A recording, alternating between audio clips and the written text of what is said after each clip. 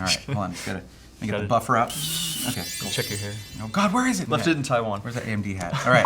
Have you ever caught yourself wondering the difference between an OEM and an SI? Well, I'm here with an expert to tell me the difference. Hey PC World fans, Adam here with pre-built expert Braithorn. How's it going? You do some awesome pre-built coverage over on your YouTube channel. There's a link in the description. Go check it out if you're in the market for a pre-built. And he's going to help me demystify the difference between an OEM and a SI and maybe why you would want to pick one or the other. But I think the very first question is, how would you define a pre-built?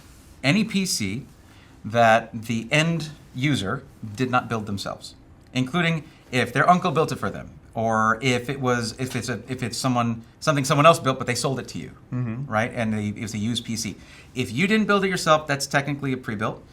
And Jay's 2 cents agrees with me on this one, by the way. Okay, all right. Well, I guess then getting into the nitty-gritty of it, there is a difference between an OEM and an SI, and I want to get into that because I feel like it is just very, very confusing on some levels. So is an SI a kind of OEM, or is an OEM a kind of SI? Can they be both at the same time? It's just really not clicking. For some, the line will be a little bit blurred, but let's get the basic definitions out of the way, right? Please. So for SI, that's a system integrator. Okay. Okay. And technically an OEM is also a system integrator of a certain kind. They take disparate components, or compatible components, I should say, they put them together, and they sell those, and that's a system that has been integrated into a unit and it's sold. So they're the same. They're not the same, but there are, an OEM is a type. Oh, but okay. An OEM is someone like your big names, your Dell, HP, Lenovo. They do really high volumes, and when you say OEM, that's original equipment manufacturer. It's because they have proprietary components that they make themselves. Oh, okay. So that is one of the dividing lines, or that is the dividing line? Is that some hardware in an OEM system is something that they only make themselves? It's certainly a defining factor. Like that's a factor right there. That's like, okay, this is OEM. Now for a system integrator, whenever I'm referring to a system integrator, and most people are referring to a system integrator, and not saying OEM, they mean a system integrator that builds PCs but uses off-the-shelf components that you could just go buy, or at least they're compatible with off-the-shelf components. And there are some gray areas there. So there are some that, and I believe HP and Lenovo in particular have been making strides towards becoming more compatible with your standard off-the-shelf parts. And when I say compatible, I mean like the ATX standard for motherboard. The screw patterns to be put into a standard ATX case. That if theoretically you ever wanted to change anything out or upgrade, that you could just throw your parts in there. Right, exactly. And the fact that they use a motherboard that uses standard coolers, like the standard Intel mounting solution or AMD mounting solution. Whereas you'll see if you open up a Dell Alienware of specific generations, those coolers mount directly through the motherboard into the chassis.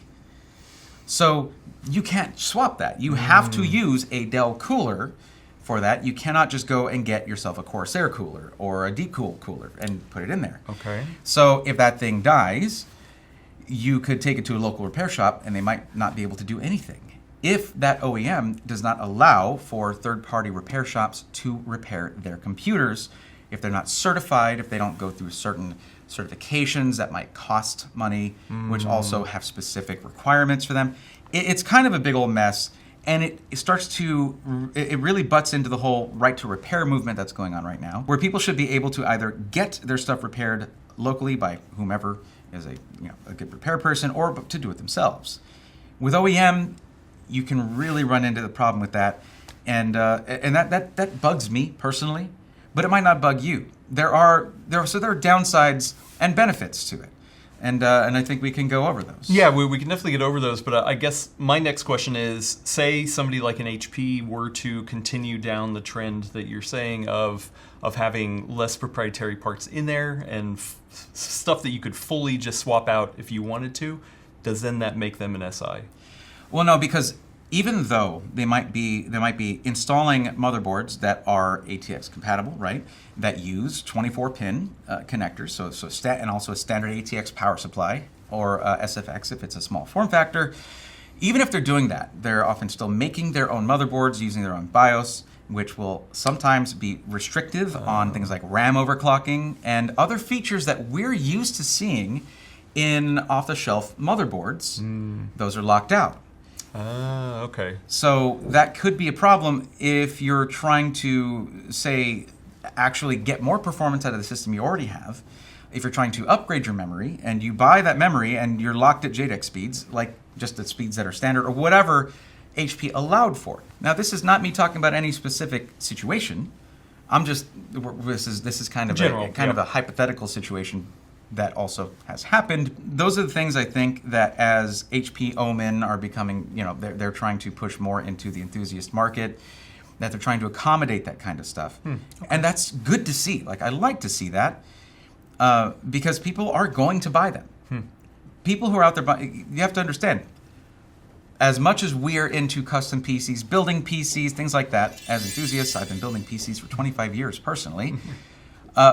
Most PC hardware goes to pre-builds. But if it's a desktop PC, give or take, about 70% of the time, it's going to be a pre-built that was sold. And it could be a Dell at a Costco or something. Or it could be from, say, iBuyPower, which is the largest system integrator in North America.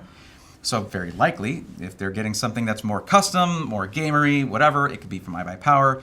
But a lot of it is pre-built. So I know this stuff is going to be bought. I would like for it to be less likely to become e-waste. That's my concern. So on the opposite side, though, there are some system integrators that do make their own stuff. You can't buy this Falcon Northwest case. iBuyPower makes their own cases as well. So why aren't they OEMs? Although you can buy those. They will sell their cases often there. And but you can't buy this Falcon Northwest Not Falcon case. Northwest. So does that make them an OEM?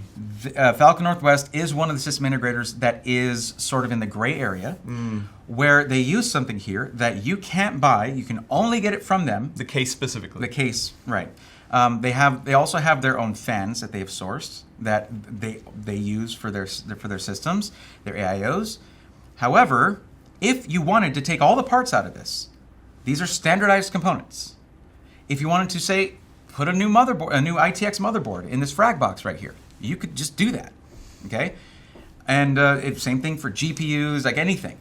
If you open up a Dell Alienware PC, you'll see that it's not a standard AIB partners, like say, your Gigabyte or Asus. It's not one of those. They make their own GPUs.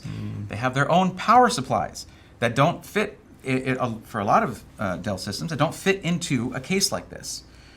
So that part, if the rest of the system is bad and you have this power supply, or the opposite happens, the rest of the system is fine but the power supply is dead, you're either way in a tough situation where the only company you can go to is Dell. And that is something that, to me personally, I'm not into that. Yeah, then what are the strengths of going OEM? So with the volume that most OEM sell at, they can often provide certain specs at a price that you wouldn't necessarily be able to find with a system integrator, where the parts generally cost more because these are, again, off-the-shelf components. With an OEM, get questions like, hey, I found this PC. It has blank CPU, blank GPU for this price, as if those are the only two things that matter in a whole system. But that's how a lot of marketing is. Of course. Those are the things that people really care about the most. They're not like, oh yeah, man, what's the PCIe layout? What's a block diagram for PCIe on that motherboard? No, it's like, what kind of GPU are you rocking? Like that's how that goes. So they'll say, i7 and 4080 Super, $1799, and you're like, that's crazy. That's a really good price. This has to be good. I should buy this. Where in reality, there's a lot of layers there, and there's a lot of parts in a PC. If you just try to game on a CPU and a GPU sitting on your desk, you're going to have a bad time. It's not going to go anywhere. You plug monitor in that GPU, it's not going to do anything. So what happens there is that they're making their own motherboards. They generally will have some kind of just bare PCB, standard sticks of memory. And you're going to have things like a power supply that is, actually power supplies are usually pretty good. They don't cut corners that are going to cause a million RMAs, because that RMAs are a money pit for any company that builds and sells computers. But it's like a mechanic that knows just enough to keep their own car running, right?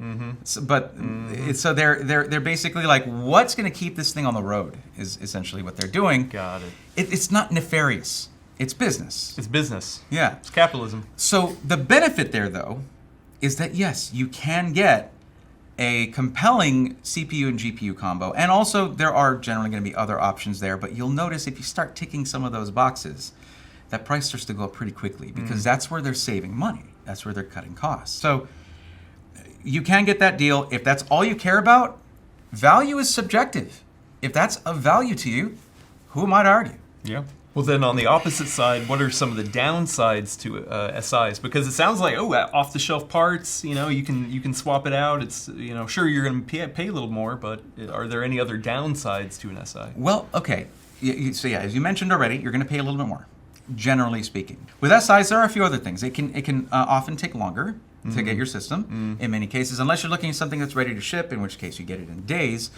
But if you're looking at something where if you want something that feels custom built, because I've said this before. Just because you want something pre-built doesn't mean you don't want something that looks custom. Because most PCs, if you get a PC custom built for you by your buddy, that's still a pre-built. It's built before the end consumer. That's the way I define pre-builts. Okay. Anything not built by the person who's going to use it is pre-built.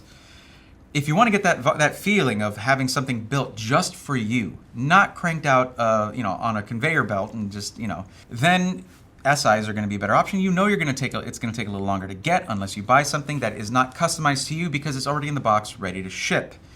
So I feel like the downsides to an SI being taking a bit longer, costing a bit more, and in the long run, I feel like it's worth it. It's worth waiting longer. It's worth paying a bit more because this is going to tailor your experience you're going to have with your PC for years to come. And we all know that PC parts, there's always going to be a new kid in town. There's always going to be something, the new hotness, always be something new. And if you pay attention to that and you get yourself a system that is very upgradable, PC building can be intimidating and difficult right off the bat. But PC upgrading your PC is, in my opinion, the way to get into PC DIY. You take a whole system, a homogeneous system, it's all one thing, it's all working, everything's compatible, and then you make small iterative upgrades, or like small additive upgrades to a system like that are the way I feel that you should be learning if you're brand new to this. And getting one that has great interoperability, compatibility, all standardized stuff is the way to go to get into that. If you try to get an OEM system to learn PC DIY, you're in for a rough experience. It can be done, right? I'm sure you can upgrade certain things like RAM or storage. I would say yes, you can. You can do that. And maybe that's all you need, for a good 8 years. For most people, all you're going to need to ever do is really upgrade storage. And of course, to get one of the most major boosts in gaming performance, upgrading your GPU. But those kinds of things, those are some of the easiest upgrades you can do. I might have a series coming out about that pretty soon, called Pre-Built Rebuilt. Been working on this for a long time. Yeah. Well, thank you for clearing this up. I actually feel like I do have a better understanding of OEM versus SI. If you have any more questions, let us know down in the comments. If there's anything that I need to send over to him to get answered, we'll get you answered, because it can be confusing. There's a lot of options out there, and you want to be able to hone in, and obviously that's what your channel's all about, is helping people find the best pre-built for their needs, right? Right. Demystifying the pre-built PC. That's how I like to call it. I like it. And if you're maybe a little rusty on PC building and you want to get back into it through a pre-built, a lot of people have done that through my channel. Or if you know somebody who is like, where do I buy a PC? You might not be up on what the best SIs are for this particular person. So send them to my channel. That's what I cover all the time. Nice. So, awesome. I love it. Thank you for taking the time to chat. Thanks everybody for watching. Be sure to subscribe here on PC World for more PC hardware and software goodness. We'll catch you in the next one. Take care.